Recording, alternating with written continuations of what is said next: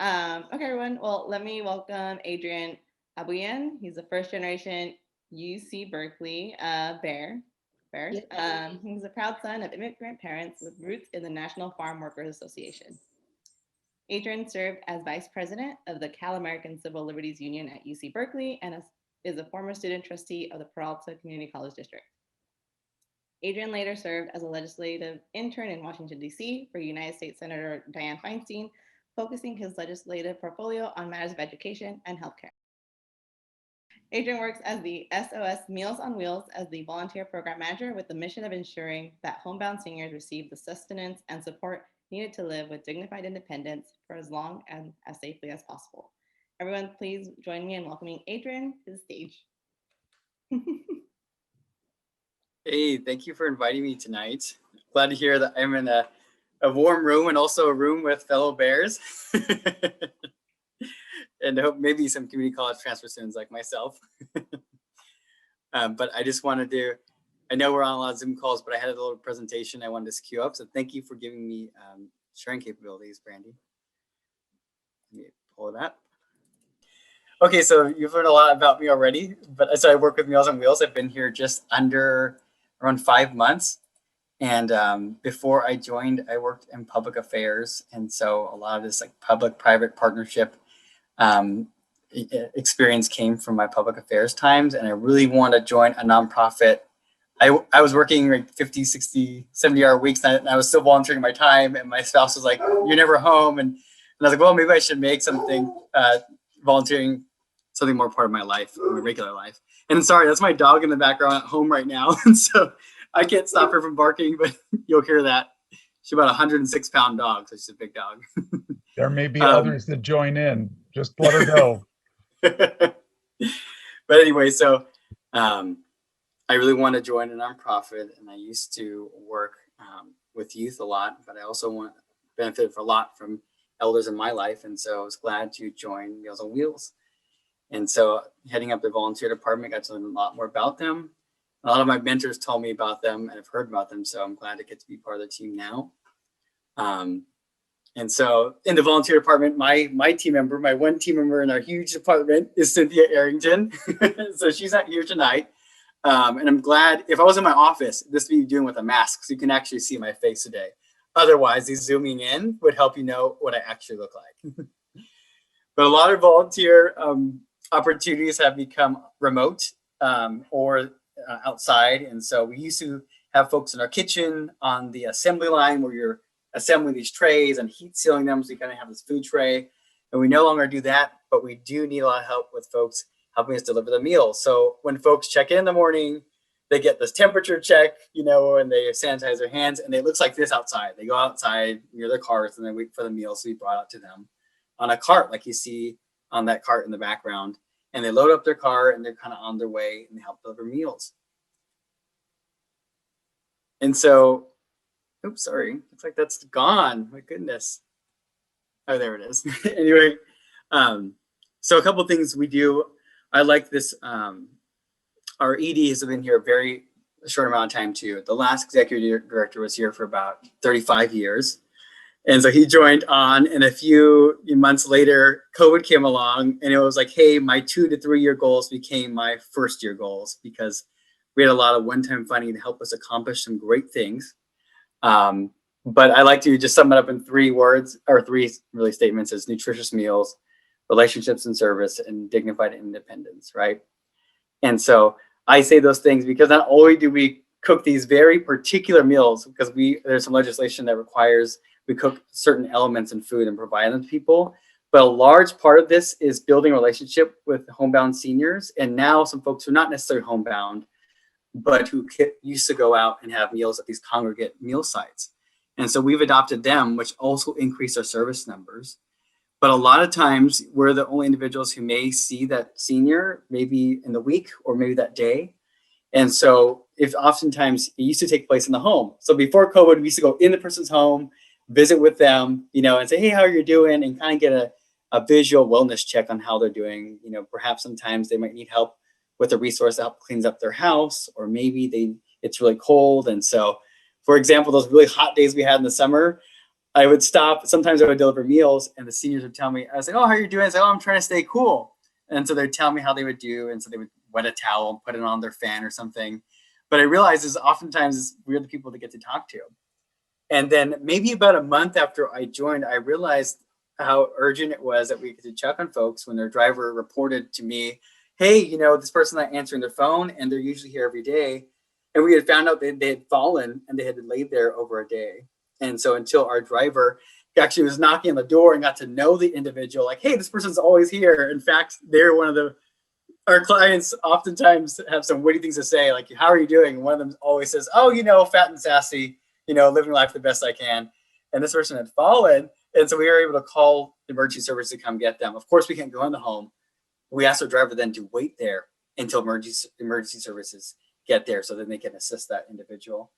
But, and so this doesn't happen every day, but it happens, you know, it just happened about a month ago again. And so, you know, I realized that it helps, you know, connect some people who maybe didn't know about a resource. And so we're a great conduit, this nexus, to be there for some people. And so a little more numbers, right? So what's changed with our organization? We served about 1,100 folks on a daily basis. So that's 1,100 people. We brought a meal to their door every day. And now we serve about 1,900 people on a daily basis, right? And so what that transformed for us was we had around 52 delivery routes with about 15 to 20 clients on each route. And then when COVID came, this became 93 routes. And the other day it became 94. So even since I made this presentation or updated it, it became more. And what that really means is, you know, we may be able to prepare all these meals, but we really need help getting them to people's homes. And that's just, you know, bring it to the front door and then using what we call a knock and walk delivery method to make sure we kind of check in with the individual. And then so the amount of meals, right? This number actually blew me away because I didn't realize that our, you know, until I got there, our kitchen staff starts at 4 a.m. in the morning and they're done around the early afternoon. And so they went from cooking around 25,000 meals a month to 68,000. And just a couple months ago, it was around 74,000. So it fluctuates these amount of meals. And it'd be beautiful if we had folks coming in our kitchen. We used to have this competition called the Golden Hairnet Competition where groups would come in and compete for this golden hairnet. It's like a prize to see how many meals like certain groups can pump out at a certain time, right? But we no longer do that, but we did adopt other senior meal providers. So some of you may or may not know of a company called Spectrum Services, another one called Life Elder Care. These organizations serve less folks than we did, but they also serve other regions like Fremont and other areas and didn't have the capability to continue the service at the levels we saw just kind of climbing. So we said, "Hey, come to our kitchen. We've got a 3,000 square foot kitchen. We can absorb your staff and work together to make sure we can meet this need." And then one of our great partnerships through East Bay Paratransit said, "Hey, our drivers are out of work, but we need for them to have some kind of productive work so we can keep paying them." So for about 10 months, we have this wonderful partnerships where those white paratransit buses you see sometimes driving on the road helped us deliver meals to our clients. So they did like 18 routes a day, you know, helping us. And so when that came to an end on January 29th, we were like, "Oh my goodness, what's going to happen?" So we started preparing for that date to come. So we said, "Hey, how do we get more volunteers to help us?" So Great Plates in Oakland came to an end. And so some of those volunteers came over to us to say, "Hey, we want to continue bringing meals." And then what was really effective is people just started telling their friends word of mouth, "Hey, can you help us deliver, you know, some meals to some clients?" And they said yes. So luckily we've been able to bring on a few paid drivers and then more volunteers to help us do this. And it came to a point where folks like Supervisor Nate Miley and Wilma Chan and Congressman Barb Lee, we had to say, "Hey, we're going to have to book folks on a wait list." And that looks like sometimes 400 to 500 clients. And if that happens, that means some of these folks won't get food. And it's just the reality of some things. And so they helped us a lot by connecting us to different partnerships to help make sure we can do this. But we still need help. And so when Amy Newman from San Leandro Rotary said, "Hey, I want to connect you with other Rotary presidents," I said, "That'd be fantastic." And so I have this number 100% on the screen because we've really been able, everyone who's said, "Hey, I need help," whether it means getting meals or, you know, having us check in with a person, whether they get, you know, 5 meals on one day because their caretaker's there on Monday, but not the rest of them, and they can't get to the front door. We do that and we say yes to them. And so I'm glad we've been able to bring that level of service to them.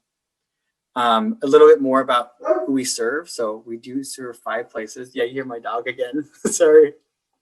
But Oakland is the largest client base that we serve. And then it's Hayward, San Leandro, Castro Valley, and San Lorenzo. So historically, we didn't serve these places, but we adopted them. In fact, this Meals on Wheels, this will be the 55th year in existence, started in a church in Hayward by a woman named Emma Vargas in 1966, I believe. And it just kind of grew and grew and grew. And as some city says, hey, we don't have an arm, they adopted them. So just about 7 years ago, we actually moved to our current site in San Leandro, where we were able to serve Oakland. We brought on Oakland too. And so I just want to show little photos. These are pre-COVID photos because we used to be able to go in the home. We can't anymore. This woman on the left is Roberta, and the staff member on the right is Jenna, and she works in our office now. She started out as one of our meal delivery drivers, but helps us in our office now. Roberta's been in Oakland for about 30 years, and so her family are out of the state, and so it helps her a lot to know that we can bring meals to her. And the tray you see on the table, that's kind of what our meals look like. It has a label in the front of it. And then this is Francisco. He was just part of a campaign, our end of year appeal to help raise some funds for more seniors. He helped us and was able to be our front page photo for our website for a bit. And then this last person, we actually have Michael in the middle here. We have a photo in our office, and he's one of our great mascots. At one point, he was able to come to, we used to have a spring annual luncheon where we appreciate volunteers and be able to make an appearance because family was able to come bring him. And so it's great to see folks, but we used to, Orlando here on the right used to help us, and Cynthia on the left used to help us deliver meals to him, and they were regulars, and they end up getting work again. So a lot of times folks come to us if they're retired or if they're out of work. And now it's a lot of employers saying, hey, we want to be able to use our time. We pay employees to come work with you. So we have folks from like Adobe or Starbucks or a company called Avalon Bay. So property management folks have a little more flexible schedules come helping us deliver some meals. So it's been incredible what companies were able to do that. And so some people, I put this here because sometimes having a visual helps in understanding what it might look like. So on a daily basis, if we take the number, we have almost 500 routes a week that we deliver, right?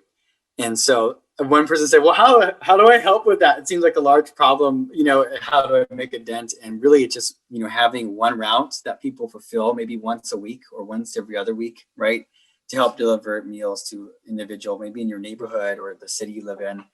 And so similar to, I'll use San Leandro Rotary as an example. They said, hey, we want to adopt a route for 6 months where our members come in and we make sure one route on one day has a person delivering it every week. And so it's been fun to see that. And then in office, we've been able to measure out our space and upgrade our started to upgrade our HVAC system where we said, hey, we can bring some volunteers inside who aren't very mobile. They can't drive and get out of the car so much. But we do ask that they wear masks and they go through procedures, and if they want lunch, they have to go into the car and eat their lunch or something. But we have some things in office that allow people to help. And then what's been amazing is some people say, hey, I'm a designer, right? I do web design. Why don't I help you with your website? Or maybe you have an antiquated handbook, which we do have. Some photos are literally Xeroxed a couple times, it's like, oh, kind of grainy, right? And so they said, hey, I can help with that.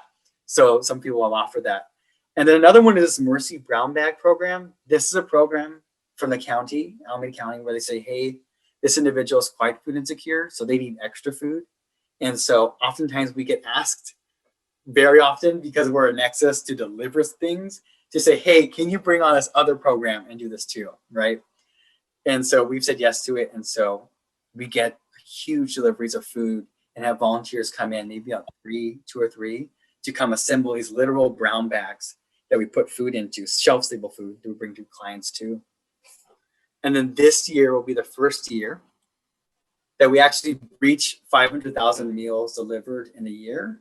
Last fiscal year was 410, and the previous year was around 320,000 meals.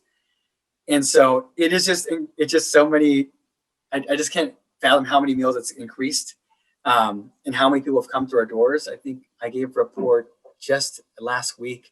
They said from October to December, how many volunteers, new unique volunteers you have. And we had over 120 folks come through our doors.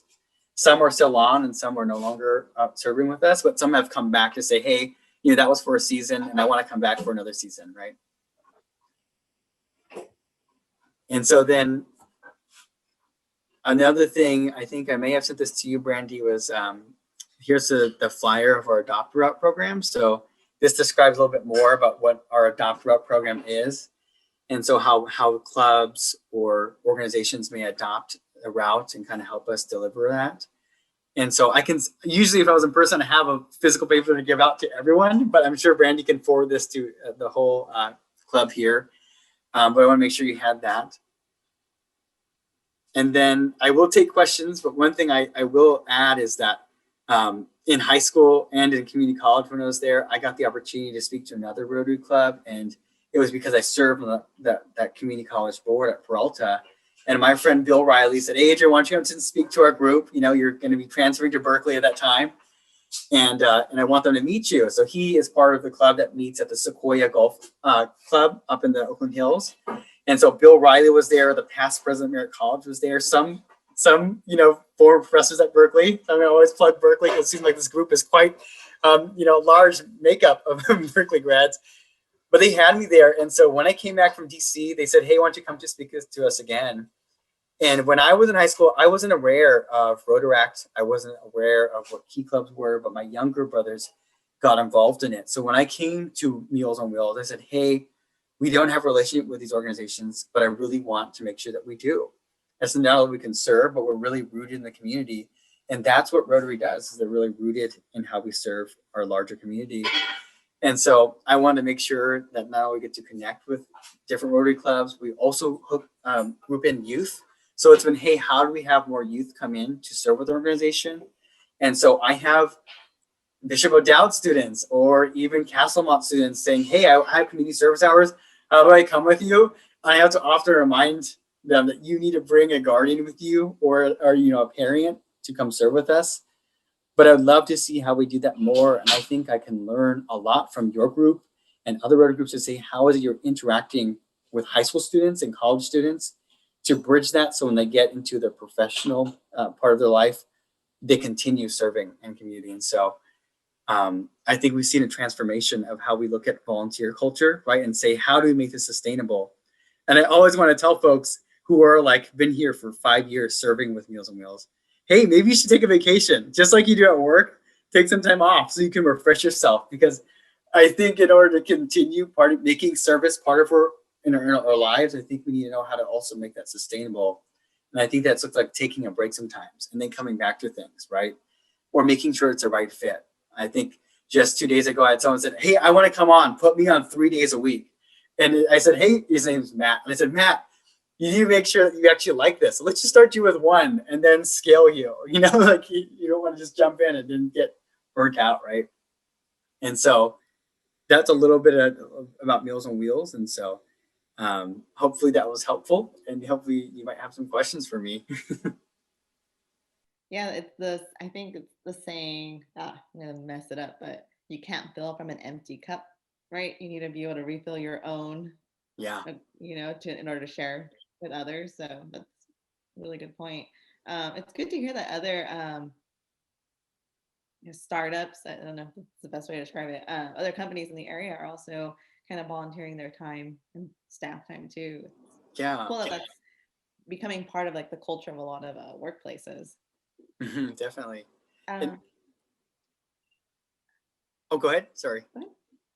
I was gonna say, although No, I go work in ahead. San Leandro, I live in District 6 in Oakland. So I live not too far from Mills College. And so a lot of my neighborhood, we organize here in Millsmont, the Millsmont area is where I live. And so hopefully when you gather one day, I get to actually see you all in person. Yeah, I mean, I think you had asked me where we previously met in person, and it's near on Grand Avenue near True Burger. Yeah, okay. Uh-huh. So we're surrounded by good food, which is, I don't know if that was on purpose, but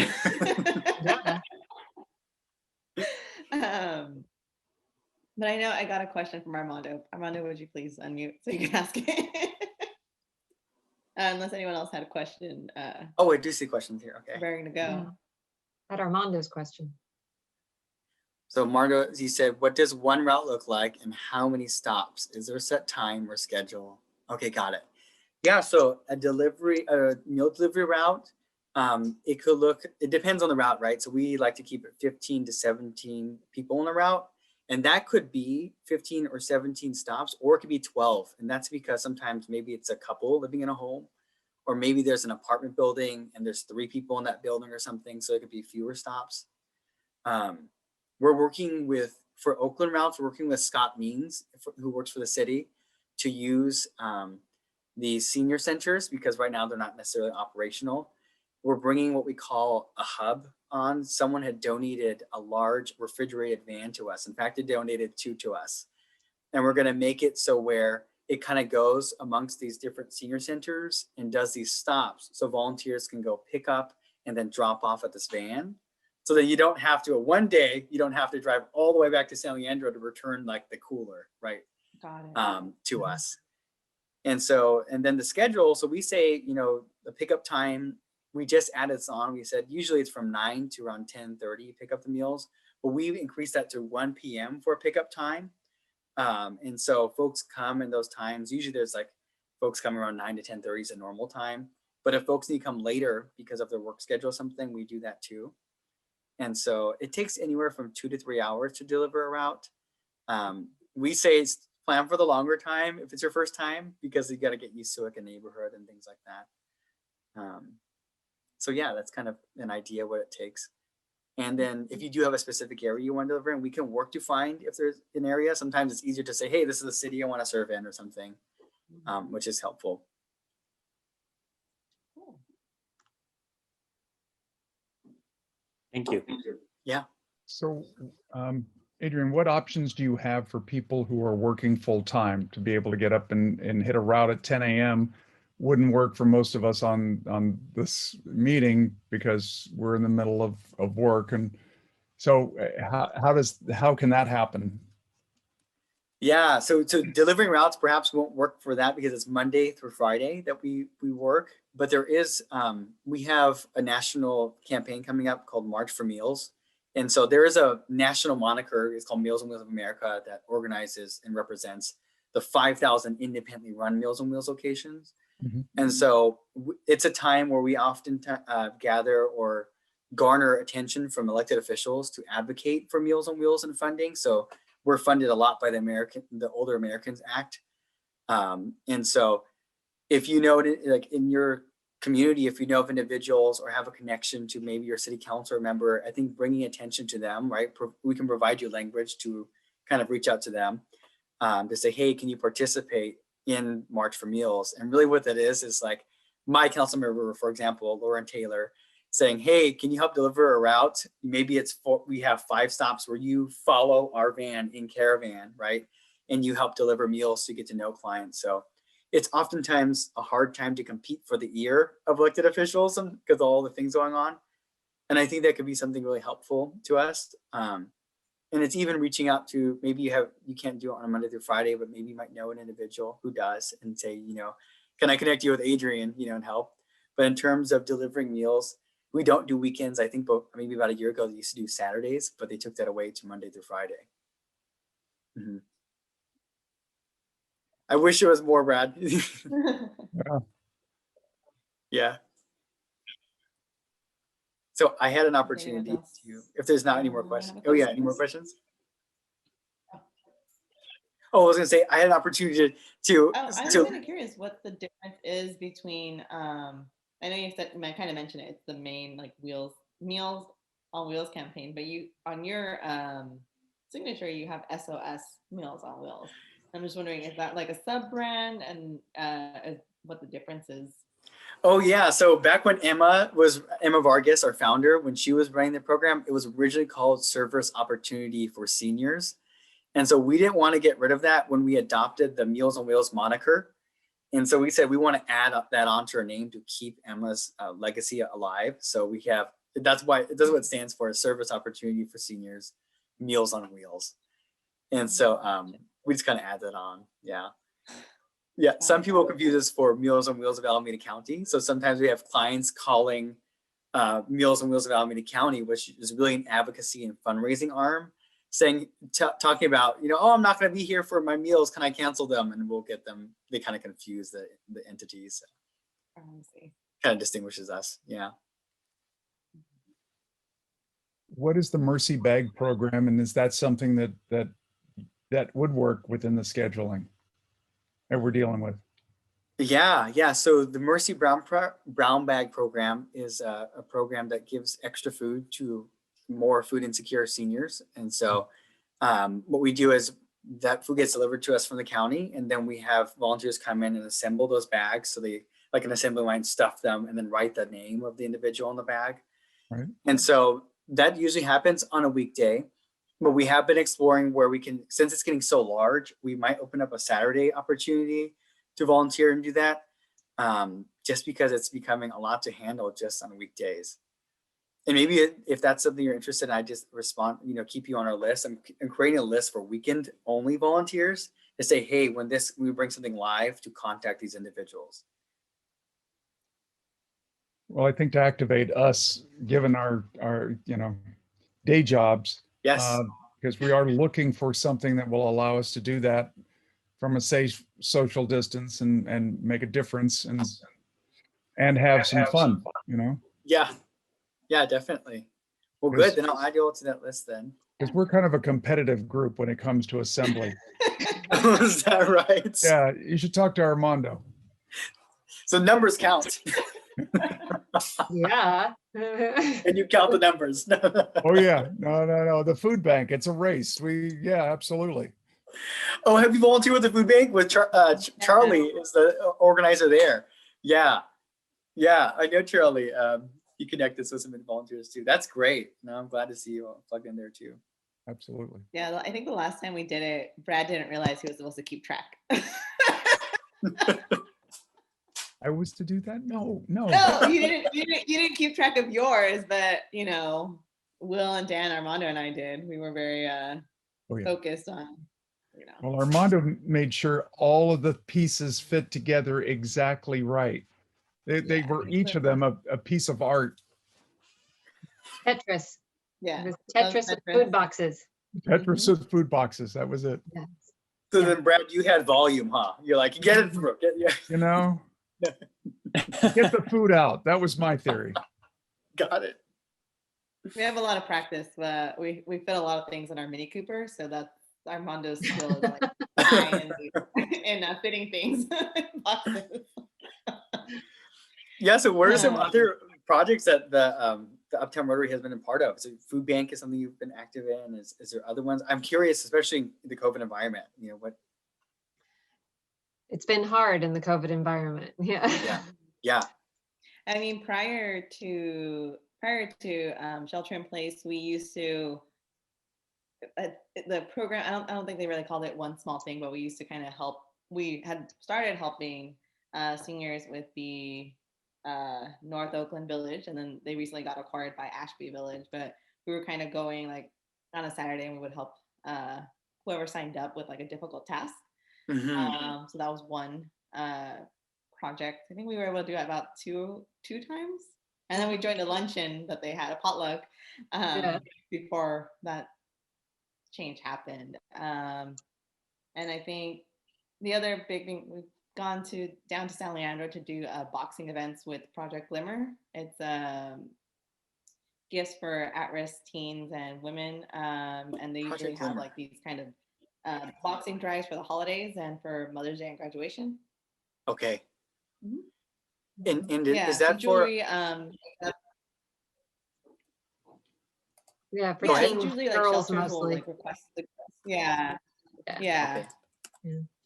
Okay. We did that a couple of times together, and that's kind of like our jam is kind of like gathering and like putting things assembly.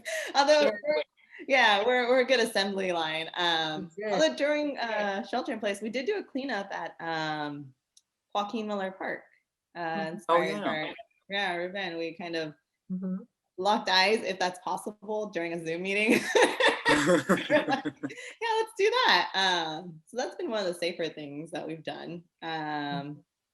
Definitely something we could explore doing again, but yeah, it's been slim pickings in terms of doing things that are one COVID friendly, but also, Yeah. set up For for sure. groups. But If you do the then- Joaquin Miller cleanup again, I would love to join your group if you'd have me. Oh, It's not, awesome. I go there often, and I'm sorry, my dad to the Joaquin Miller dog park and stuff like that. So, yeah. Cool. Yes. Yeah. But then we, for years as a club, used to Yeah. pick up food from one of the food sources and sort it for kids that we would take up to a school up just off Seminary every Friday, so that they would have food for the weekend. And we did that for about, I want to say 3 or 4 years as part of it, until the school got repurposed and we lost the ability to do that. But we've been hunting for something where we can fit it into a work environment where we can move things around to be able to help within that source. And even longer than that, we for quite a while ran a program during Thanksgiving where we would go to the stores, get turkeys, supplement it with food, and then deliver those foods. And like the day or the Tuesday before Thanksgiving, which always proved to be an interesting experience. Right, Ruben? You remember that? I think was it Ruben? Was that you that was in Rudy's car and the dog almost bit off your ear? Or was that was Oh my Meryl goodness. Sheehan? That was Meryl. Never mind. That was, so we've had experience like that. It was an actual guard dog that didn't Wow. agree with having the turkey delivered. Oh my goodness. Exactly. That was my turkey that you just took. Yes. Anyway, so that's kind of a part of it. So Okay. we have multiple sources. It's just finding it for younger group of people that are still in the work mode of life. Yes.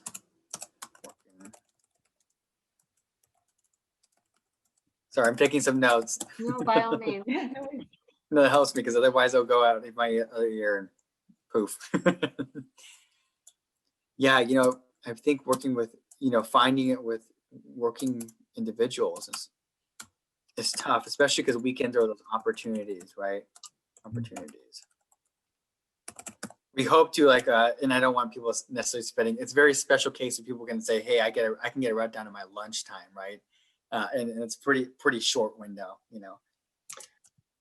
Yeah, that's the hard part. I think when you start thinking that basically you need a half a day Mhm. to really be sure you can do this, that's a lot.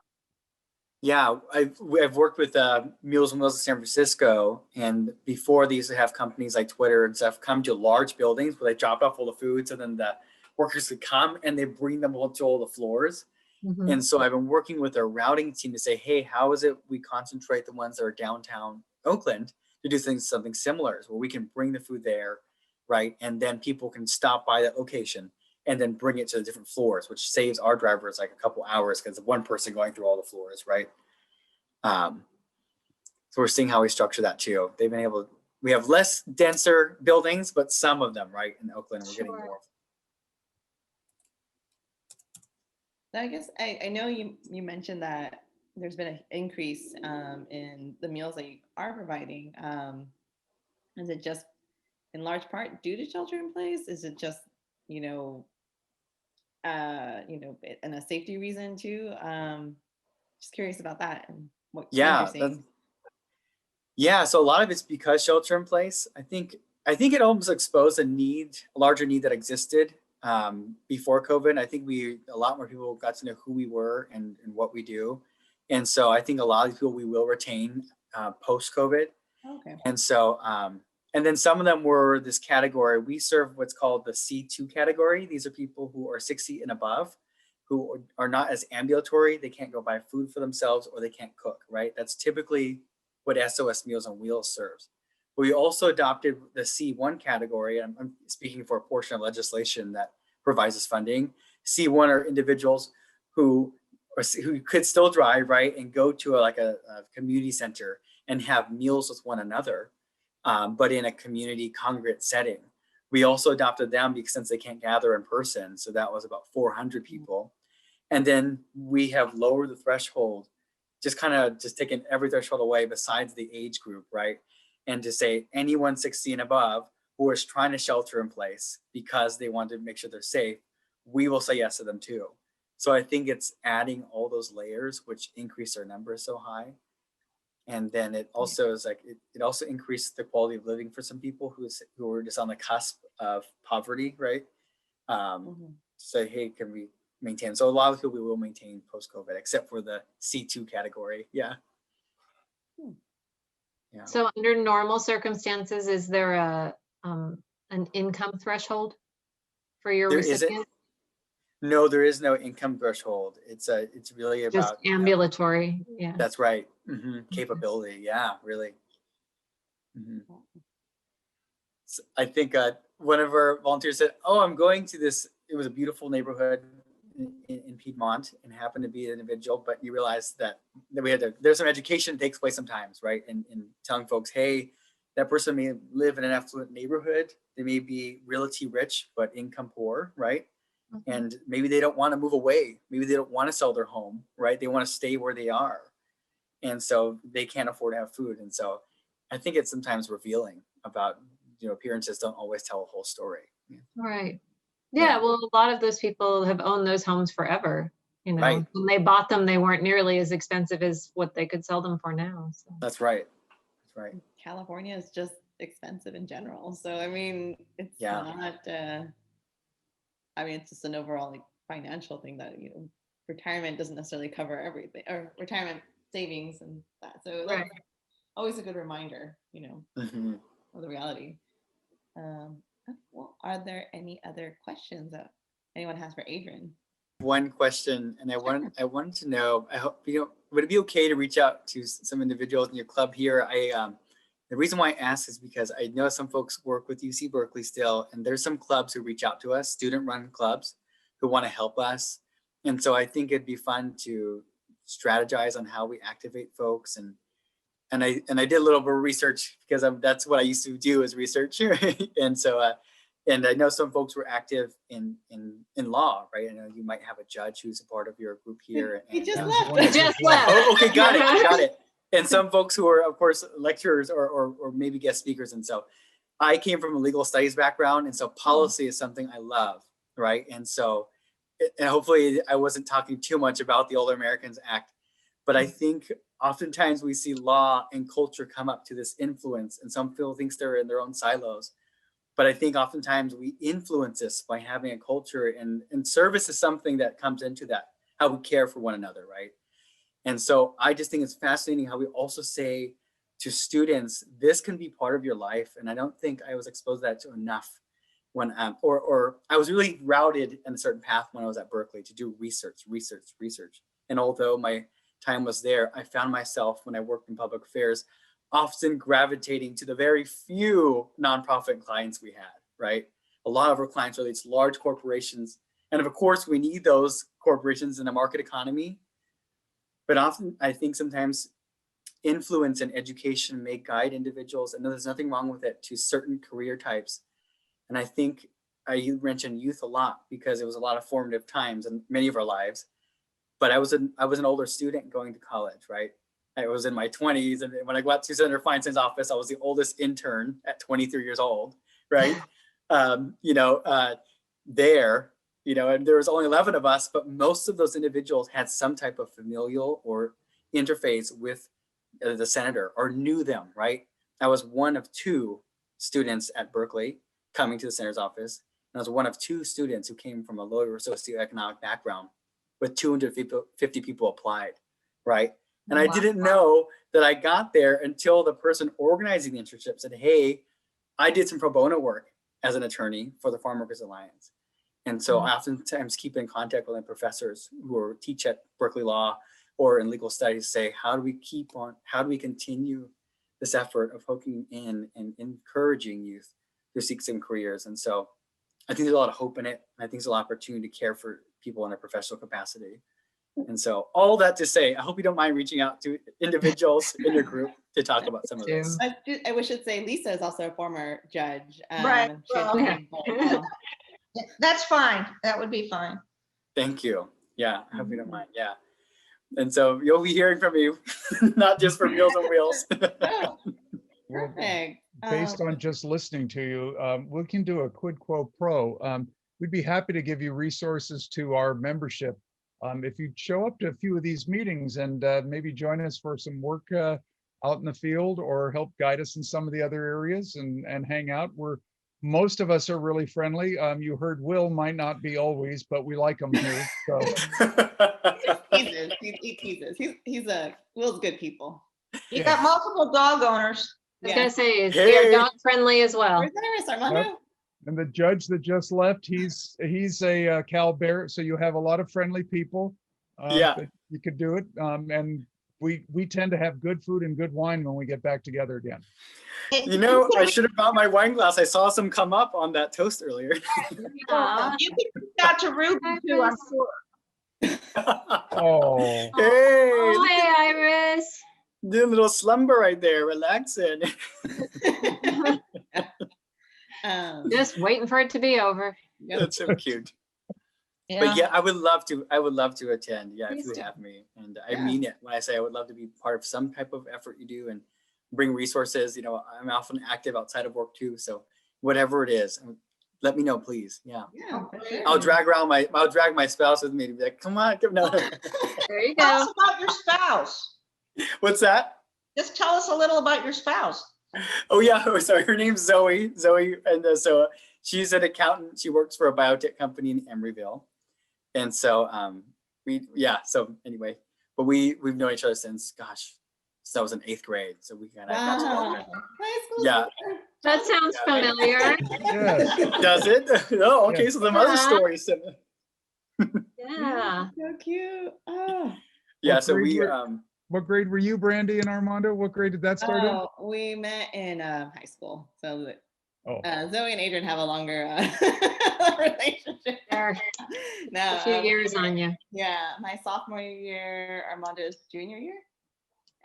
Well, I oh think my gosh. I could go the other way. We met in law school, but we've now been married 45 years. So Wow. Yeah. Wow. Oh my goodness. Yeah. Lisa and Peter are really cute. That's great. Yeah. Well, if there are no other questions, Adrian, I do want to thank you for your time. To thank you for your time and for speaking with our club. We are donating vaccines in your name to end our efforts to end polio. In case you're not, I know you're slightly familiar with Rotary, but we have a mission to end polio now. And recently, what is it, August, September? It was officially wiped out of Africa. So now it's only in 2 remaining countries, and now Wow. Afghanistan and Pakistan. thank you. There you go. We're making progress on that, and as we've kind of learned from this pandemic, how important vaccines are in preventing and maintaining good public health. So thank you for your time. And yes, keep in touch. I will add you to our mailing list, and I'll keep you posted. We have Jessica Nixon speaking with us, not next week, but the following week, regarding La Casa de las Madres, a domestic abuse shelter. Because our club used to do like boxing, like events, similar events too. Mhm. I'm fairly new to the club. I've been a member for about 2 years, so there's like a lot of history that this club has. So for me, it's going to be a new presentation. A couple of us are fairly new to the group too, so it'll be insightful. But if you can join us then, great. If not, I'll keep you posted with other events that we have coming up. Wonderful. Yeah, I saw it's going to be around almost 36 years. This club has been in existence. Is that right? Or something like that? 35 something? Since Maybe I'm 85, wrong. Since 1985. It's 1985. Yeah. So it'll be 36 this year. Okay. Yeah. Wow. Yes, Brad, that's you. Yeah. That's you. Okay. You really did your research. Thank you. I really Well want to know. done. I think having history is really important, right? To see where we've come. And so Yeah, It means a lot to me. Yeah, no, and it means a lot that you all invited me. Thank you. I know it's late. and everything. absolutely. No, keep us in mind if you do ever, sort through some weekend events or, I mean, Will some do. of us get the occasional Friday off, but it's just still a little hard to schedule. So Yeah, definitely. I will. All right, Awesome. everyone. Right, All right. thank you. Yeah. Thank you. Everyone have a good evening. Yeah. you Good night. too. Care.